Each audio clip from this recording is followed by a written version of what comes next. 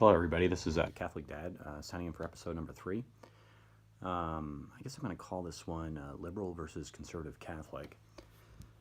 And so, what is a liberal versus conservative Catholic? And I think that's probably just a silly distinction to be made within the Roman Catholic Church because if you think about it, the church is it's a big place, it's a big barn, and it includes lots of people. And the teachings, the dogmatic teachings of the church involve politics in some small ways. In terms of faith and morals, they do, but in terms of structuring your society, they don't. It doesn't necessarily. And so, when I say things like if you had a society that was well formed for the common good, that was had a large welfare state, that does not offend the Catholic moral teachings. And you can actually have people like that, and you would label people like that liberal, and then or a conservative line of government, one where there's not a lot of central power, where the principle of subsidiarity, meaning that solutions are solved at the lowest possible level, which is where they should be in terms of any kind of moral teaching. You can have a conservative society as well. And so when you say a liberal Catholic or a Catholic or conservative Catholic, that doesn't make sense to me because there are Catholics and non-Catholics, right? And so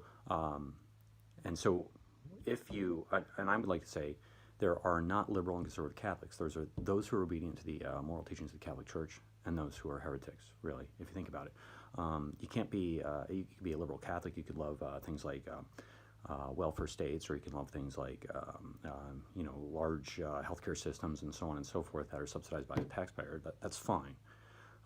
But you can't offend the moral teaching of the Catholic Church. If you do that, if you go against it, and you speak publicly, or if you do it quietly in your own life, like contracept you support abortion in your own private life, you think about it, that makes you a sinner.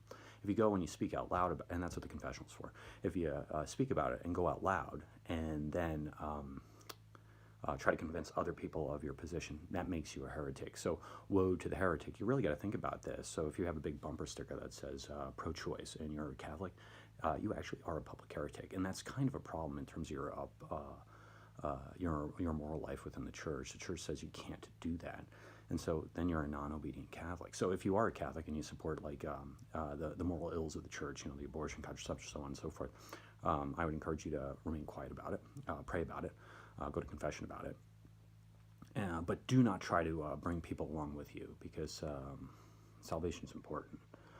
Eternity is a really long time.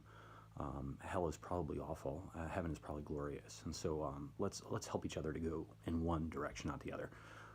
So liberal, conservative, Catholic doesn't make any sense to me.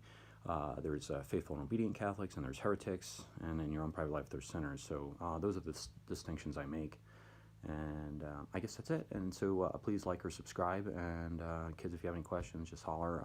And again, keep the arguments reasonable and non-emotive. And I'm going to sign off.